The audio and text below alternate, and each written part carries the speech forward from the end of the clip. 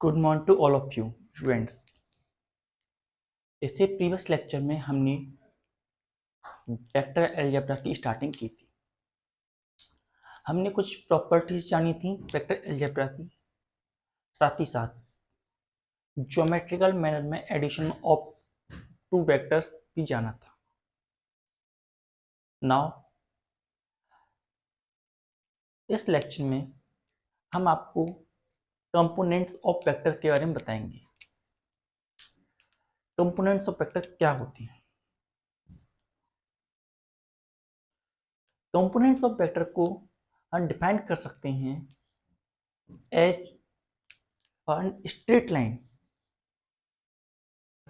straight line parallel to each axis। जब हम एक वेक्टर के अलोंग एक्स एक्सिस और वाई एक्सिस में लाइन्स ड्रॉ करते हैं in X axis and Y axis, तो वो कंपोनेंट्स होते हैं वेक्टर के along X axis and Y axis. थोड़ा इसे हम बोर्ड पर देखते हैं। है component of vectors, components of vector.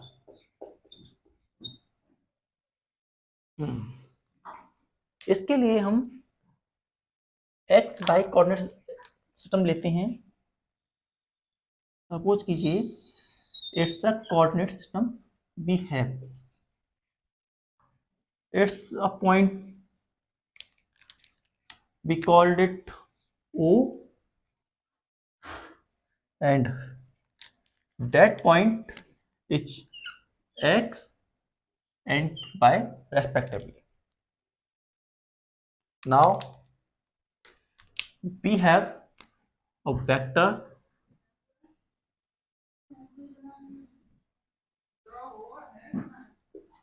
a vector, we have vector a vector. Now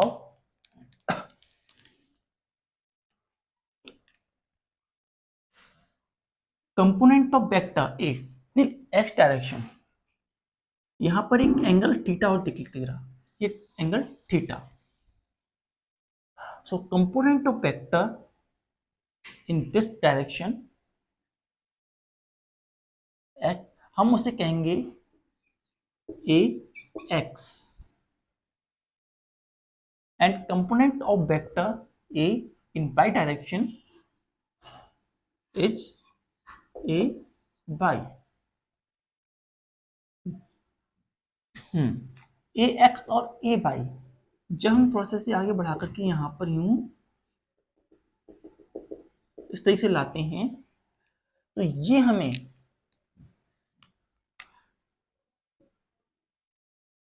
a x and a y, उसको वेक्टर a को के पॉइंट को रिप्रेजेंट करते हैं at a given point, a x and a y उसे represent करते हैं। Now a vector is going to represented by its component ax and ay in coordinate system. So हम ax को देखिए, यहाँ पर ax को कहते हैं a cos theta, theta is that angle, and a y को हम कहेंगे a sin theta। ax equal to a cos theta, ay equal to a sin theta।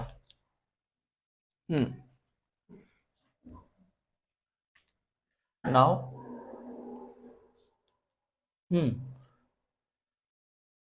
जो a वेक्टर है वो रिप्रेजेंट किया जाता है with coordinate ax and ay, और ax एंड ay जो होते हैं help to represent vector a in an implicit manner in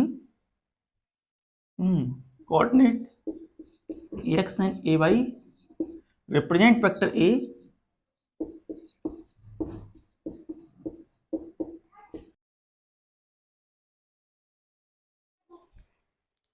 जो vector A X and vector A Y हैं वो हमारे वेक्टर ए को रिप्रेजेंट करती हैं और किस फॉर्म में, इम्प्लिसिट मैनर में विद रिस्पेक्ट टू थीटा। तो जिस तरीके से हम यहाँ पर एक कोऑर्डिनेट सिस्टम की मदद से रिप्रेजेंट कर रहे हैं, हमारे पास कई नंबर ऑफ कोऑर्डिनेट सिस्टम हो सकते हैं जो कि सेम सिस्टम को रिप्रेजेंट करें या सेम पॉइंट को रिप्रेजेंट करें। इसके लिए हम एग्जांपल लेते हैं।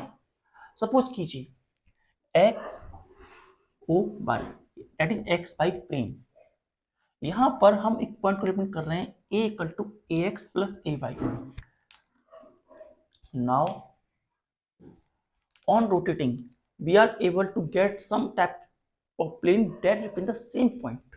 जैसे अब हमने इसे रोटेट किया अबाउट जेड एक्सिस, क्योंकि एक्स वाई प्लेन है तो जेड एक्सिस के अलोंग ही रोटेट होगा, अलोंग जेड एक्सिस ही ये रोटेट होगा। नाउ रोटेट करने पर हमें मिलता है X dash and Y dash, X dash and Y dash point हमें मिलते हैं। तो एक्स डैश और वाई डैश में भी हमें ऐसे सेट ऑफ पॉइंट मिलते हैं जो वेक्टर ए को रिप्रेजेंट करते हैं। We get some point that represent the vector A. Now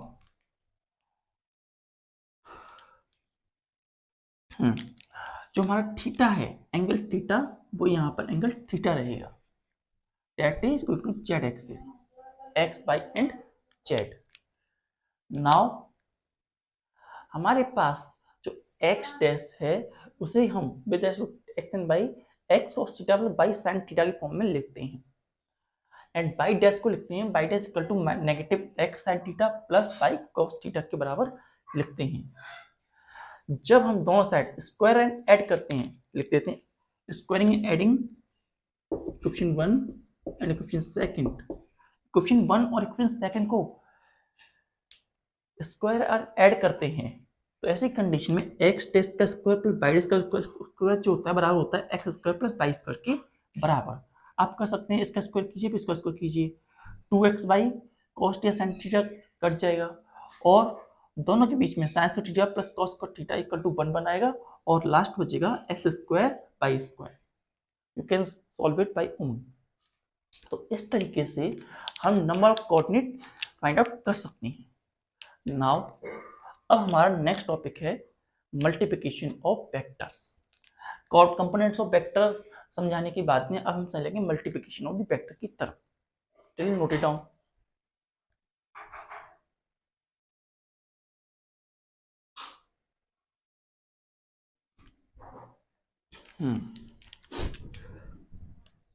multiplication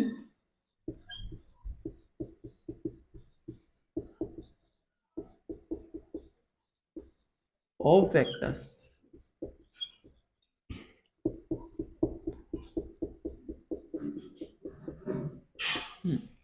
multiplication of vectors. Vectors का मल्टीप्लिकेशन कैसे होता है? सपोज कीजिए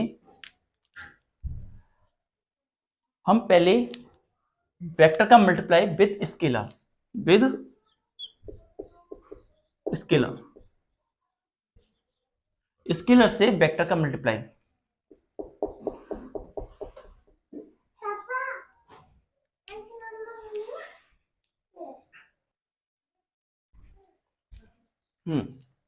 सपोज कीजिए अगर हमारे पास एक वेक्टर है, vector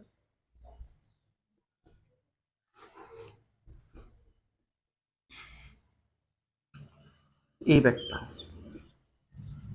we have a vector A. हमने इस वेक्टर को एक scalar quantity that is M से मल्टीप्लाई किया। स्केलर जो है ये जो क्वांटिटी है वो पॉजिटिव है, अगर पॉजिटिव है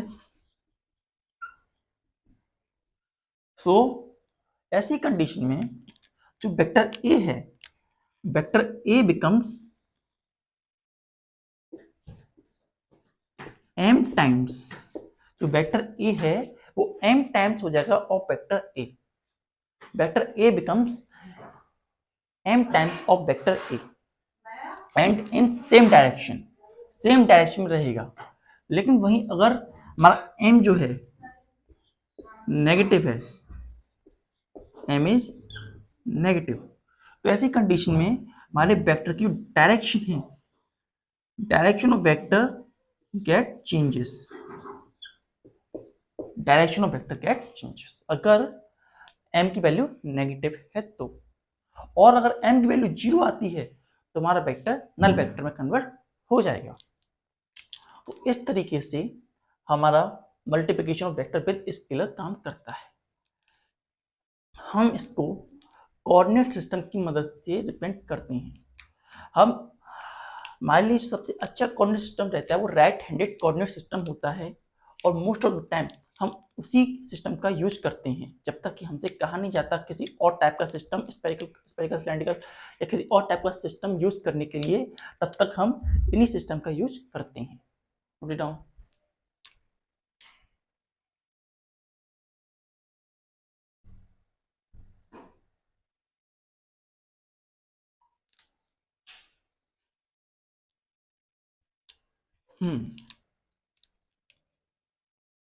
मल्टीप्लिकेशन ऑफ स्केलर्स। अब हम देखेंगे multiplication of two vectors, multiplication of two vector.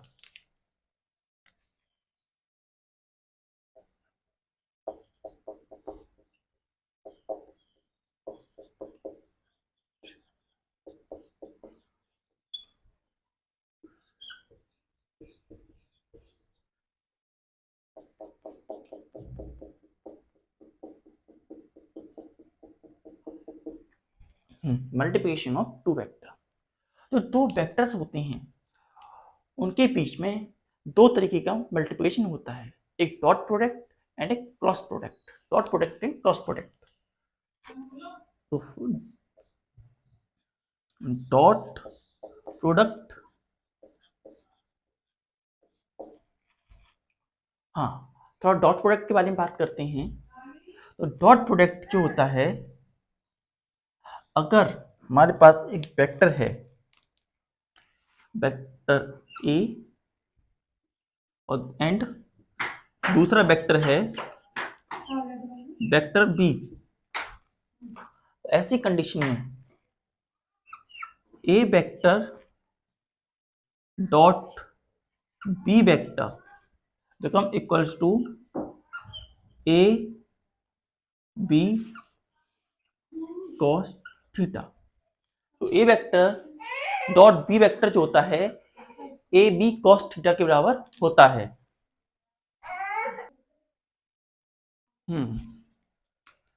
It is the representation of dot product. ये डॉट प्रोडक्ट का रिप्रेजेंटेशन होता है। यहाँ ए एंड बी जो हैं मैग्नीट्यूड हैं वेक्टर ए के, और cos थीटा जो है वो डायरेक्शन को रिप्रेजेंट करने के काम में आता है।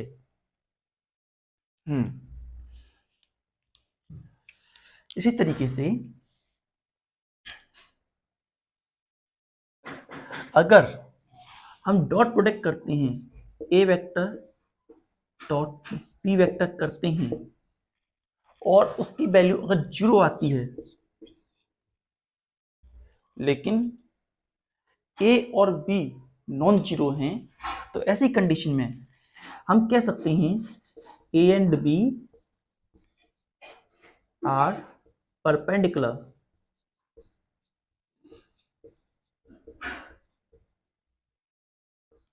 To one another.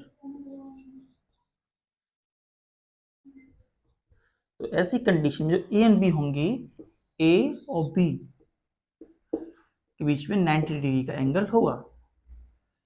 हम A vector and B vector, A and B are going to perpendicular to one another if A dot B is equals to 0। Note it down.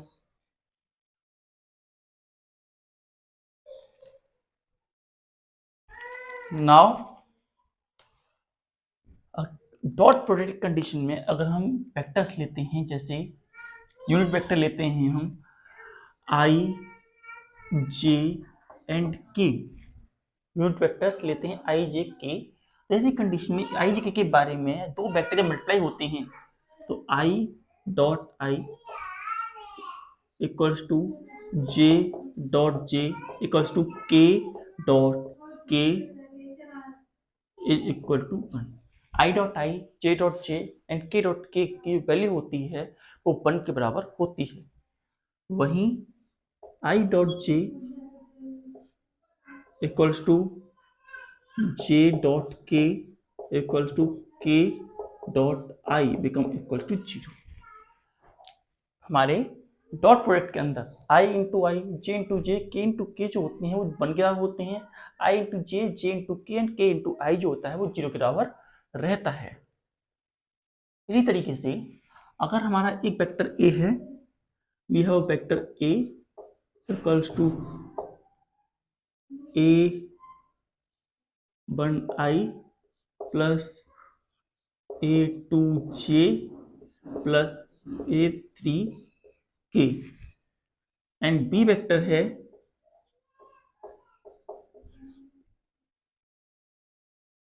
b1 I plus b2 J plus b3 के vector vector unit vector unit vector unit vector.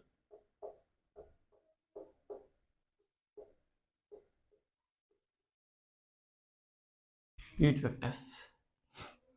तो ऐसी condition में A vector dot B vector की value जो बनेगी a1 आई plus a2 जे plus a3 के vector vector vector equals to dot product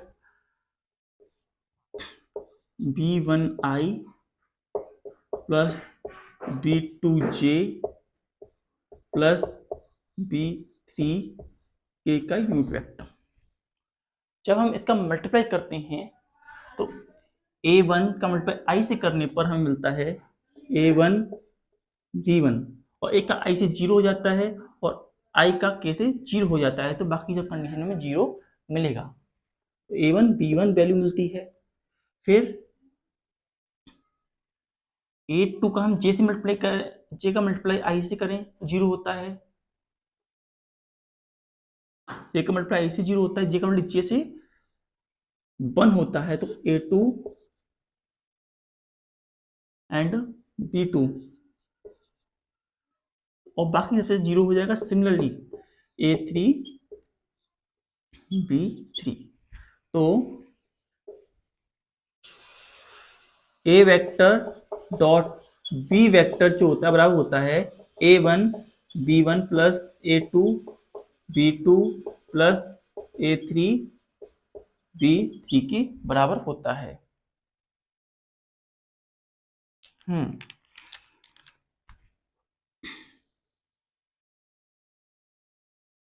इसके बराबर हमारी वैल्यू आती है। हाँ, कुछ प्रॉपर्टीज जैसे अगर हम a डॉट प्रोडक्ट b करें या फिर हम b डॉट a करें तो भी कोई चेंज नहीं आएगा।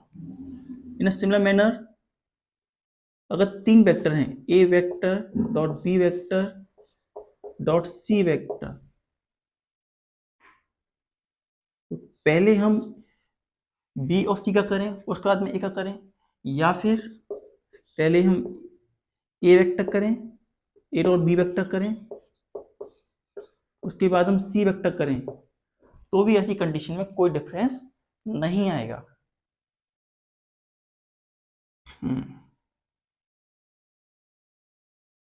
नाउ अगर कोई m नंबर है उसका मल्टीप्लाई हो रहा है a वेक्टर में डॉट b वेक्टर के फॉर्म में इस तरीके से, तो हम अगर ऐसे b का उसमें मल्टीप्लाई करते हैं तो या फिर m को बाहर निकालने a vector dot b vector करें तो हर कंडीशन में जो वैल्यू होगी वो एग्जैक्ट सेम आएगी, वो वैल्यू में कोई डिफरेंस नहीं होगा। Note it down.